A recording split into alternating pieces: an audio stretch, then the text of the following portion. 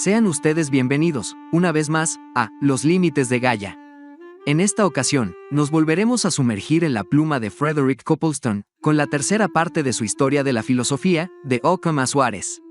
Sin más que decir, comenzamos.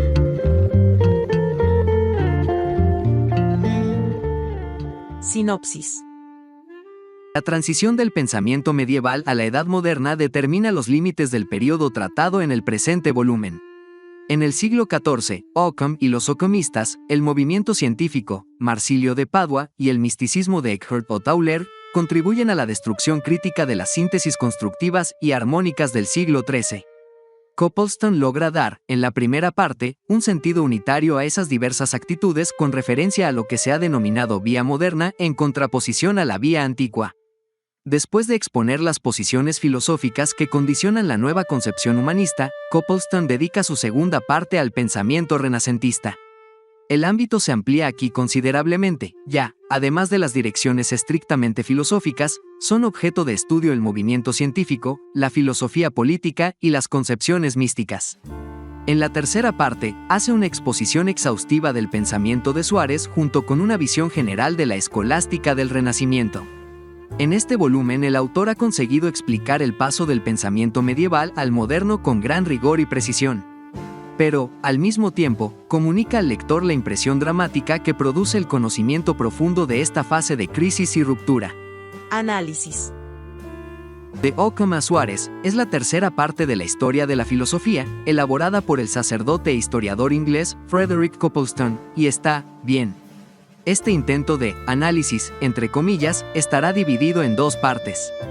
Por un lado, la primera será un balance general de lo que se encontrarán en el texto, mientras que la segunda es un balance de los primeros 3 volúmenes de esta historia de la filosofía. Primera parte, balance general del texto. 1. El siglo XIII. En el volumen anterior, exploramos el desarrollo de la filosofía medieval, desde sus raíces en la tradición cristiana temprana hasta su madurez en el siglo XIII. Este periodo se destacó por la integración de la filosofía aristotélica con la teología cristiana, logrando una síntesis intelectual sin precedentes. Aunque sería más preciso hablar de síntesis, en plural, ya que existieron distintas corrientes de pensamiento, todas compartían ciertos principios fundamentales. El siglo XIII fue una época de constructores de pensamiento, de teólogos y filósofos que, aunque con diferencias en sus postulados, creían firmemente en la capacidad de la razón para alcanzar la verdad metafísica. Pensadores como Santo Tomás de Aquino, San Buenaventura, Gil de Roma, Enrique de Gante y Duns Scoto trabajaron dentro de un marco común que buscaba la armonía entre fe y razón. Ninguno de ellos dudaba de la posibilidad de una teología natural que sirviera de puente entre la metafísica y la teología dogmática.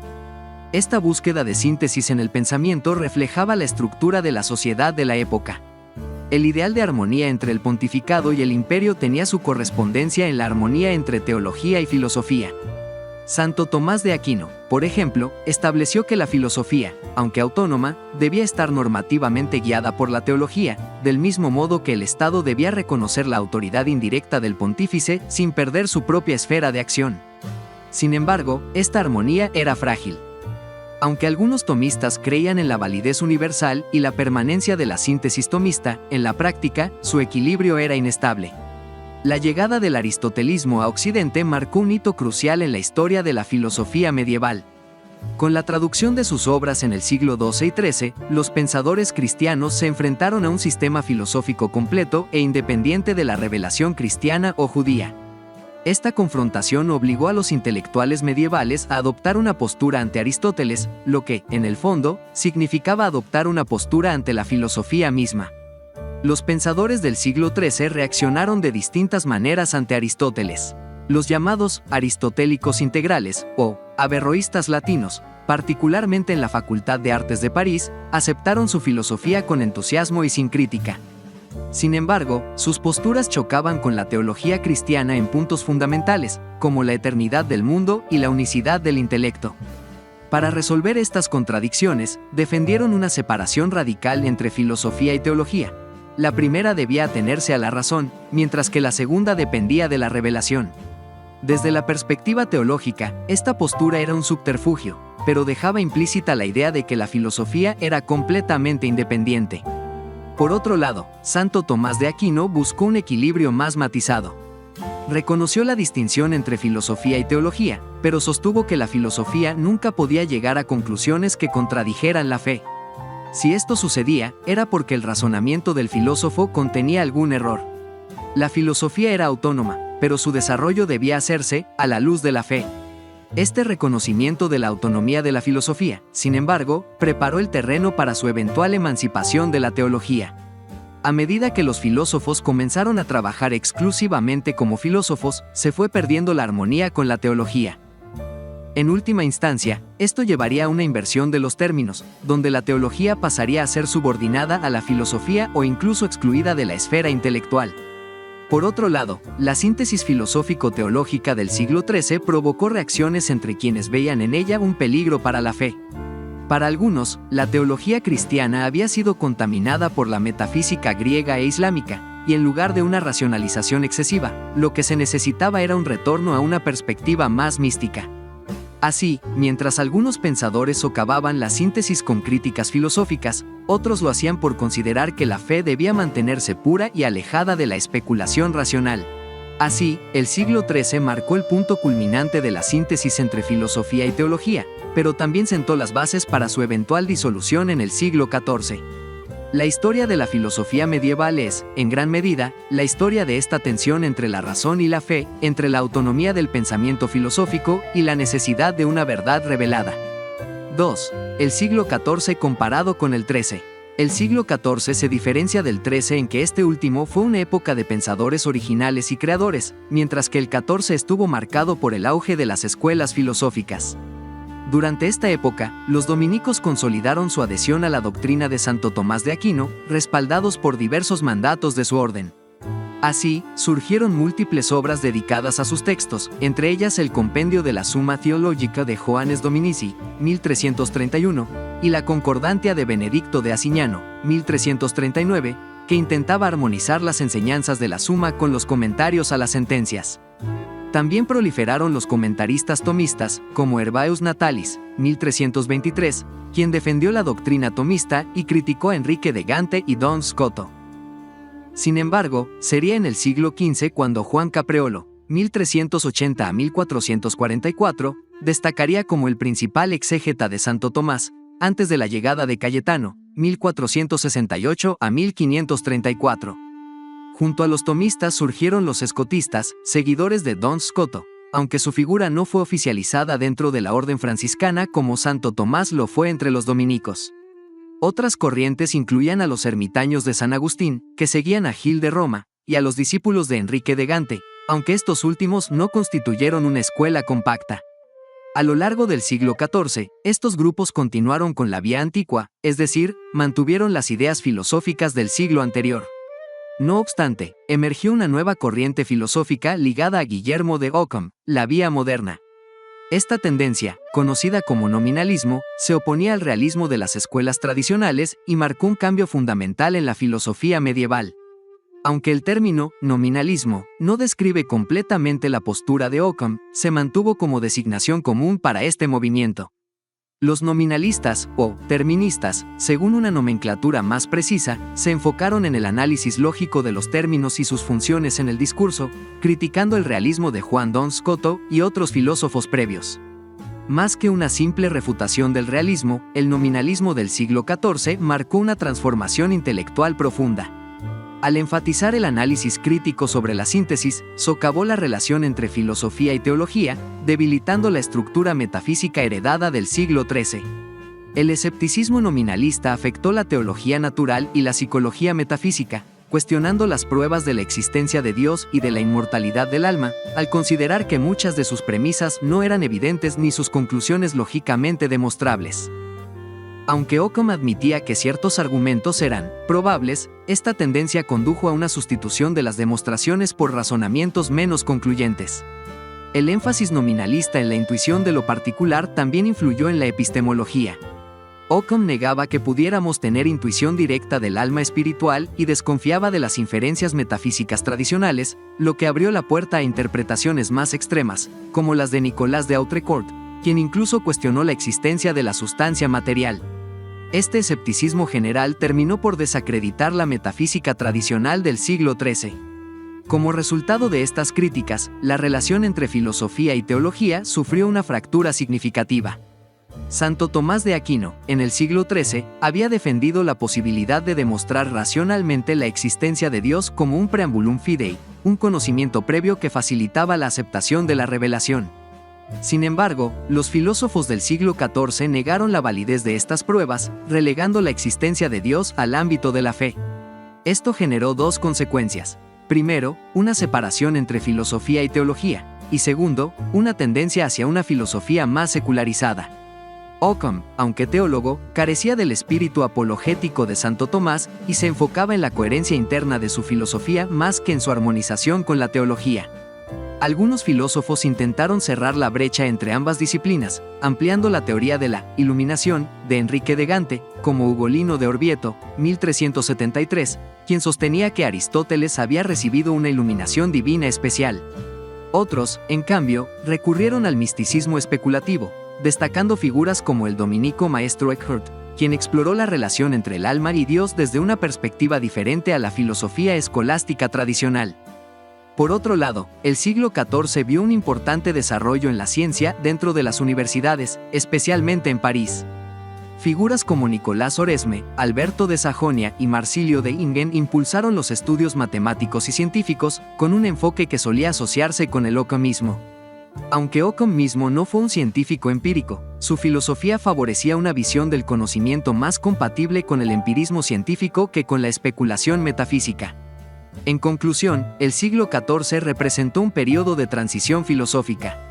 Mientras que el XIII estuvo marcado por la construcción de grandes síntesis filosófico-teológicas, el XIV vio el auge de la crítica lógica y el análisis conceptual, con el nominalismo como principal exponente. Este cambio minó la metafísica escolástica y separó progresivamente la filosofía de la teología, anticipando tendencias que influirían en el pensamiento moderno. 3. Las filosofías del Renacimiento. El Renacimiento de los siglos XV y XVI suele asociarse con una transición abrupta desde la Edad Media, marcada por la recuperación de la literatura clásica, la invención de la imprenta, el descubrimiento de nuevas tierras y el avance de la ciencia y la tecnología. Sin embargo, esta visión exagera la ruptura con el pasado, ya que la recuperación de los textos antiguos había comenzado mucho antes y la Edad Media no fue un periodo de pensamiento estancado. Aún así, el Renacimiento sí constituyó una etapa reconocible, caracterizada por un espíritu renovador y una apreciación distinta de los conocimientos heredados. Mientras que la filosofía medieval se desarrolló dentro de un marco común, con debates entre escuelas como el tomismo o el escotismo, el Renacimiento trajo un individualismo filosófico evidente. En este periodo coexistieron múltiples corrientes de pensamiento: platonismo, aristotelismo en diferentes variantes, estoicismo, escepticismo y eclecticismo, entre otras. Este pluralismo fue favorecido por la disolución del orden medieval, los cambios religiosos y los avances científicos y técnicos, lo que generó un ambiente de exploración intelectual sin precedentes. Un aspecto clave del Renacimiento fue la relectura de los textos clásicos con una nueva perspectiva, más centrada en el valor intrínseco del pensamiento antiguo que en su utilidad dentro de un marco cristiano. A pesar de que muchos filósofos renacentistas eran cristianos, promovieron una visión del hombre más autónoma y menos ascética que en la Edad Media. El redescubrimiento del platonismo, impulsado por Marsilio Ficino, llevó a intentos de sintetizar este pensamiento con el cristianismo. A su vez, algunos humanistas atacaron la lógica aristotélica en favor de un conocimiento basado en la literatura y la retórica. Filósofos como Montaigne representaron un escepticismo humanista, mientras que otros, como Gassendi y Lipsio, revivieron el epicureísmo y el estoicismo, respectivamente. El aristotelismo del Renacimiento se fragmentó en distintas interpretaciones, como el averroísmo y la escuela de Alejandro de Afrodisia, que negaba la inmortalidad del alma. Pietro Pomponazzi, una de las figuras más importantes de este grupo, argumentó que el ser humano tenía un destino exclusivamente terrenal, aunque intentó conciliar esta idea con su fe cristiana. En general, las filosofías renacentistas promovieron una concepción del hombre menos ligada a la teología y más orientada a la naturaleza y la razón. En el ámbito de la filosofía natural, el Renacimiento trajo un cambio de énfasis respecto a la visión medieval. Mientras que la Edad Media veía el mundo natural como una manifestación de lo divino, los pensadores renacentistas comenzaron a estudiarlo en sí mismo, como un sistema regido por sus propias leyes. Aunque esta tendencia no era anticristiana, promovió una idea de la naturaleza como un macrocosmos autónomo. Filósofos como Nicolás de Cusa, con su perspectiva neoplatónica, y Giordano Bruno, con su panteísmo, ilustran esta evolución. Estas ideas, aunque a menudo especulativas y extravagantes, crearon un marco conceptual que influyó en el desarrollo de la ciencia moderna. Durante el Renacimiento, la ciencia experimentó un auge sin precedentes. Aunque los científicos renacentistas priorizaban el conocimiento teórico, también surgió un interés por sus aplicaciones prácticas. Francis Bacon, por ejemplo, defendió la experimentación empírica como una forma de controlar y aprovechar la naturaleza en beneficio del ser humano. Esta perspectiva influyó en la mentalidad moderna y en el desarrollo de la filosofía política, como se evidencia en Maquiavelo, quien propuso un enfoque pragmático del poder en el príncipe. Hacia el final del Renacimiento, el crecimiento de la ciencia moderna, con figuras como Kepler y Galileo, sentó las bases de la revolución científica y transformó no solo la filosofía, sino toda la mentalidad occidental. Este proceso culminaría con la consolidación de la ciencia clásica en la era de Newton, marcando una transición definitiva hacia una nueva visión del mundo basada en la observación, la razón y el método experimental. 4. Renovación de la escolástica. El Renacimiento, aunque principalmente un periodo de revitalización de las artes, las ciencias y el humanismo, también contempló una renovación de la escolástica, especialmente en España. Esta renovación fue impulsada por figuras que, aunque influenciadas por el Renacimiento, mantuvieron una fuerte raíz en la tradición filosófica medieval. Martín Lutero, líder de la Reforma, se opuso abiertamente al aristotelismo y a la escolástica, pero su discípulo, Melanchthon, introdujo un aristotelismo humanista dentro del protestantismo luterano, utilizando la filosofía para servir a los intereses religiosos. Aunque los reformadores como Lutero y Calvino se centraron principalmente en la religión y la teología, el Renacimiento, con su énfasis en la educación y el redescubrimiento de textos clásicos, impulsó indirectamente una revalorización de la escolástica en ciertos contextos, sobre todo en España. Allí, a finales del siglo XV y principios del XVI, se consolidaron figuras destacadas como Tomás de Vio, Cayetano y de Silvestris, que marcaron el inicio de un resurgir del pensamiento escolástico. En el siglo XVI, dos grupos fueron fundamentales en esta renovación: los dominicanos, con filósofos como Francisco de Vitoria, Domingo de Soto, Melchor Cano y Domingo Báñez, y los jesuitas, representados por pensadores como Toledo, Molina, Belarmino y Suárez. Este último, considerado uno de los más importantes escolásticos tardíos, será tratado con más detalle en el texto.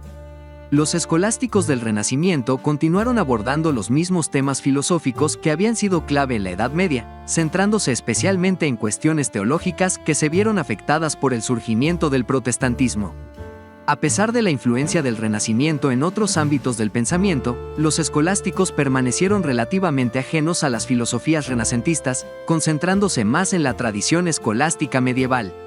Suárez, por ejemplo, se asemeja más a los pensadores del siglo XIII que a los filósofos renacentistas. Sin embargo, la influencia del Renacimiento en Suárez se dejó notar en dos aspectos importantes: en su estilo de trabajo y en el desarrollo de nuevas áreas de la filosofía. En primer lugar, Suárez abandonó el antiguo método escolástico de comentar textos filosóficos, optando por un enfoque más moderno y continuado en sus Disputationes Metaphysicae.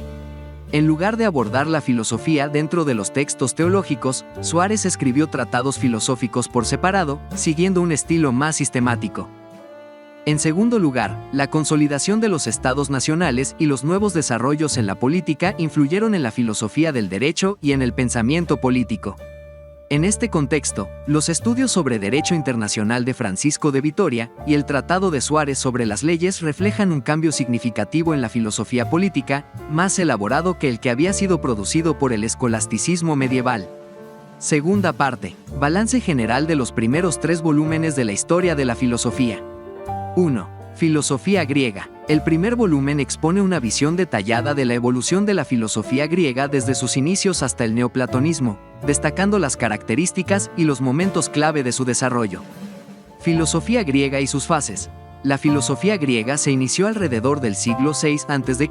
y continuó hasta el cierre de la Academia de Atenas en 529 después de Cristo. Este periodo de casi 1000 años se dividió en fases bien definidas, siendo la primera la de los filósofos presocráticos, quienes realizaron un descubrimiento fundamental: la naturaleza.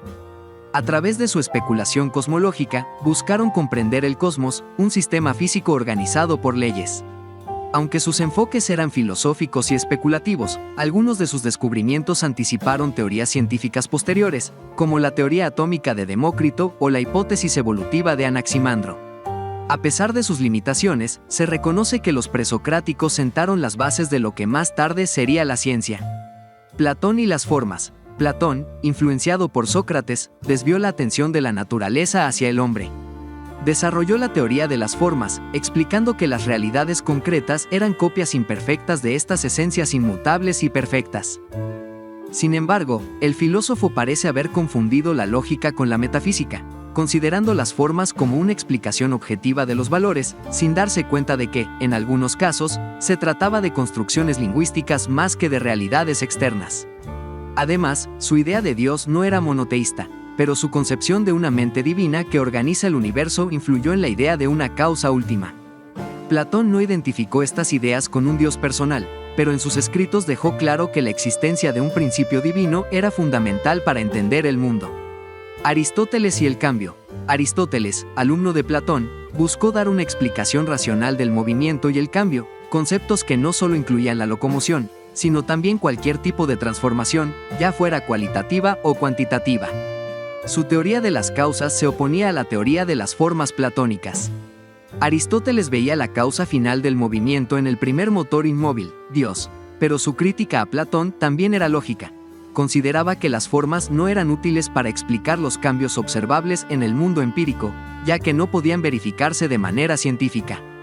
Neoplatonismo y cristianismo. El neoplatonismo, con Plotino como principal exponente, representó una síntesis del pensamiento griego, en la que la filosofía se entrelazaba con la ética y la religión. Esta corriente no solo buscaba la comprensión intelectual del universo, sino también la salvación espiritual a través del ascenso hacia lo divino. Aunque en algunos aspectos el neoplatonismo ofrecía una visión más cercana al cristianismo, había una clara distinción. El cristianismo atribuyó una importancia central a los acontecimientos históricos, como la encarnación de Cristo, algo completamente ajeno a la filosofía griega, que no otorgaba importancia a la historia ni contemplaba un Dios encarnado. El neoplatonismo, en sus fases más tardías, fue visto como una especie de preparación para el cristianismo, influenciando la forma en que la filosofía fue entendida durante la Edad Media, cuando la filosofía académica se convirtió en una disciplina más centrada en las universidades y en el análisis lógico, lejos de la idea de una salvación espiritual activa. Este balance muestra cómo, a lo largo del tiempo, la filosofía griega transitó desde la especulación cosmológica de los presocráticos hasta la introspección ética y religiosa de Platón y el neoplatonismo, destacando la evolución del pensamiento que buscaba explicar tanto la naturaleza del mundo como la relación entre el hombre y lo divino. 2. La importancia del descubrimiento de Aristóteles para la filosofía medieval. El redescubrimiento de Aristóteles marcó un hito crucial en la evolución de la filosofía medieval. Antes de este acontecimiento, los pensadores cristianos no contaban con un sistema filosófico estructurado e independiente del cristianismo. Sin embargo, a partir de la segunda mitad del siglo XII y comienzos del XIII, con la traducción de las obras aristotélicas y de los principales filósofos islámicos, los intelectuales cristianos tuvieron acceso a un corpus filosófico completamente desarrollado, lo que transformó radicalmente su concepción de la filosofía. Para los medievales, Aristóteles llegó a representar la filosofía misma, no tanto porque su sistema fuese preferido frente a otras corrientes como el platonismo o el estoicismo, sino porque constituía el único gran sistema filosófico del que disponían con profundidad. Esta situación llevó a una reacción mixta dentro del pensamiento cristiano. Algunos teólogos rechazaron la filosofía aristotélica por considerarla una amenaza a la fe, mientras que otros, como Tomás de Aquino, la incorporaron, otorgando a la filosofía un estatuto legítimo como disciplina racional autónoma dentro del pensamiento cristiano. El redescubrimiento de Aristóteles también provocó un debate intenso sobre la relación entre la filosofía y la teología. mientras que los averroístas latinos se limitaron a aceptar el aristotelismo de manera literal o en la interpretación de Averroes sin un análisis crítico. Los grandes teólogos del siglo XIII, como Tomás de Aquino y Duns Scoto, abordaron la tarea de integrar la filosofía aristotélica en la cosmovisión cristiana de manera constructiva.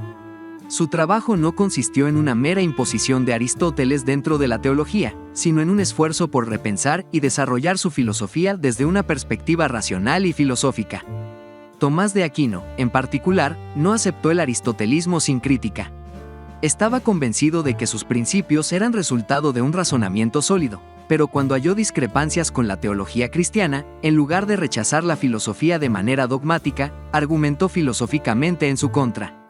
Esto se hizo evidente en su rechazo de la doctrina monopsiquista de Averroes, que contradecía la noción cristiana del alma individual, no solo por razones teológicas, sino porque consideraba que dicha doctrina se basaba en un razonamiento erróneo. El impacto de Aristóteles en la filosofía medieval fue significativo.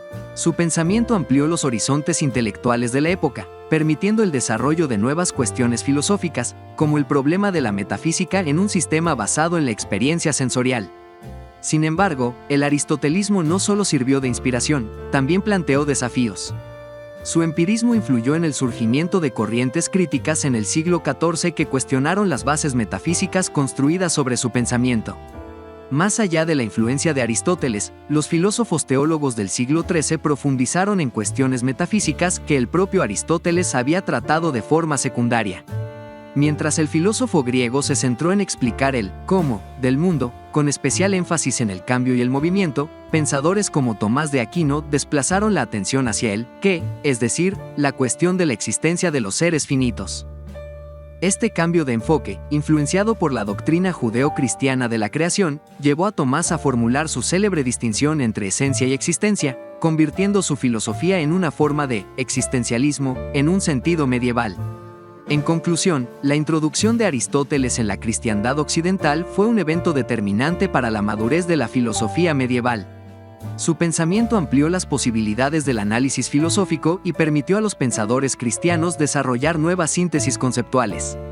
Aunque su influencia en la ciencia medieval generó ciertos obstáculos en el campo de la astronomía, en términos filosóficos su redescubrimiento fue un catalizador de enorme importancia, estimulando el pensamiento y enriqueciendo el legado intelectual de la Edad Media. 3. Filosofía y teología. Durante la Edad Media, la filosofía fue en gran medida considerada un complemento de la teología, en gran parte debido a la influencia de la lógica aristotélica.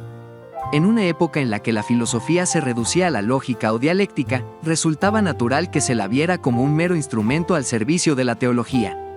Esta relación no generaba conflictos mientras la filosofía se limitaba a la lógica, pues el razonamiento era visto como una herramienta para comprender y sistematizar la fe cristiana. Sin embargo, con la introducción del corpus aristotélico en las universidades cristianas, la filosofía amplió su campo de acción, incluyendo áreas como la teología natural, la cosmología y la psicología metafísica. Esto llevó a los pensadores medievales a replantearse la relación entre filosofía y teología. Santo Tomás de Aquino fue uno de los principales pensadores en abordar esta cuestión. Aunque él, como cristiano, sostenía que la filosofía y la teología no podían contradecirse, otorgó a la filosofía un estatuto independiente, en el cual la razón tenía su propio campo de acción. Su visión implicaba que, aunque las verdades de la fe cristiana no siempre pudieran ser demostradas filosóficamente, la razón jamás llegaría a una conclusión que se opusiera a la fe, pues la verdad es una sola. Además, consideraba que ciertos principios filosóficos, como la existencia de Dios, podían demostrarse racionalmente, sirviendo así como fundamentos de la fe cristiana. Sin embargo, a medida que el pensamiento filosófico evolucionaba en los siglos siguientes, esta armonía entre razón y fe comenzó a ser cuestionada. En el siglo XIV, diversos filósofos empezaron a dudar de la validez de las pruebas tradicionales sobre la existencia de Dios y otros preámbulos de la fe. La crítica filosófica se agudizó, y figuras como Guillermo de Ockham pusieron en duda los argumentos metafísicos que sustentaban la teología. No obstante, a pesar de estas objeciones, no se llevó a cabo una reflexión profunda sobre las consecuencias de esta separación entre filosofía y teología. Los nominalistas, como Ockham, criticaban los sistemas tradicionales, pero en su mayoría seguían siendo teólogos y asumían el cristianismo como el trasfondo natural del pensamiento. Así, sin una ruptura abrupta, la filosofía y la teología comenzaron a distanciarse de manera progresiva. Aunque en la práctica la filosofía medieval seguía teniendo una fuerte relación con la teología, las bases para su futura autonomía ya estaban sentadas. La crítica nominalista a la metafísica tradicional debilitó la conexión entre ambas disciplinas, aunque en su tiempo esta separación no fue plenamente reconocida ni analizada en profundidad. 4. El desarrollo de la ciencia. El tercer volumen aborda el desarrollo de la ciencia y su impacto en la historia del pensamiento, destacando cómo la revolución científica del Renacimiento marcó un punto de inflexión en la concepción del conocimiento. Se señala que, mientras que los presocráticos formularon la idea de un cosmos regido por leyes, los científicos renacentistas avanzaron en la identificación de estas leyes mediante el método científico. Esta transformación dio a la ciencia un lugar independiente de la filosofía y la teología, alterando la percepción general sobre lo que constituye el conocimiento legítimo. En la Edad Media, la teología y la filosofía eran consideradas ciencias y dominaban el ámbito académico. Sin embargo, con el auge de la ciencia moderna, esta empezó a verse como el paradigma del conocimiento, desplazando la primacía de la filosofía. Este cambio se produjo de manera gradual, impulsado por los avances en las ciencias aplicadas y la tecnología. Como resultado, el conocimiento dejó de estar exclusivamente vinculado a la especulación teológica y filosófica, generando un paradigma más empírico y basado en la observación. El libro tercero enfatiza que, aunque algunos historiadores han resaltado la continuidad entre la filosofía medieval y la moderna, también se debe reconocer la existencia de rupturas significativas. En el mundo post-renacentista, la filosofía adoptó un carácter más secular, independiente de la teología. Incluso pensadores cristianos como Descartes mostraron un enfoque más neutral en sus sistemas filosóficos en comparación con los teólogos medievales como Tomás de Aquino o Buenaventura. Este cambio no significó la desaparición de la teología, sino que permitió el desarrollo de nuevas líneas de pensamiento, especialmente en el ámbito de la ciencia. A pesar de la separación entre la teología y la filosofía, el texto reconoce la influencia del cristianismo en la evolución de la ciencia. La doctrina cristiana de la creación del mundo brindó una justificación teológica para estudiar la naturaleza, al concebirla como una obra de Dios digna de exploración. Sin embargo, el progreso científico dependió del desarrollo de un método adecuado, algo que tardó siglos en concretarse. El autor menciona la teoría de los 3 estadios de Auguste Comte: teológico, metafísico y positivo, y sugiere que, aunque la historia del pensamiento occidental podría interpretarse en estos términos, no implica necesariamente un progreso en sentido absoluto. Más bien, cada periodo ha estado dominado por un clima intelectual distinto: la Edad Media por la fe, la Ilustración por la razón y la modernidad por la ciencia. No obstante, esto no significa que la ciencia haya invalidado la teología, ya que cuestiones religiosas como la existencia de Dios no pueden ser resueltas por métodos científicos. Finalmente, el tercer volumen plantea interrogantes sobre la relación entre filosofía, ciencia y fe. Mientras que en el pasado los filósofos eran también teólogos, el desarrollo de la ciencia promovió la autonomía del pensamiento filosófico. Sin embargo, la filosofía enfrenta un problema actual: su propia legitimidad. Con el predominio del método científico, muchos dudan de la validez de la metafísica. ¿Existe un conocimiento más allá de la ciencia? ¿Puede la filosofía actuar como un puente entre la fe y la ciencia? Estas cuestiones, que ya estaban presentes en el nominalismo del siglo XIV, siguen vigentes en el pensamiento moderno y serán abordadas en el estudio de la filosofía desde Descartes hasta Kant. Gracias por ver el video. Déjanos tu like y comenta, si la has leído, ¿qué te pareció la lectura? O, por el contrario, si se te antoja leerla. Recuerda suscribirte al canal y activar la campanita de las notificaciones para que no te pierdas ninguno de nuestros videos. Hasta un próximo viaje literario.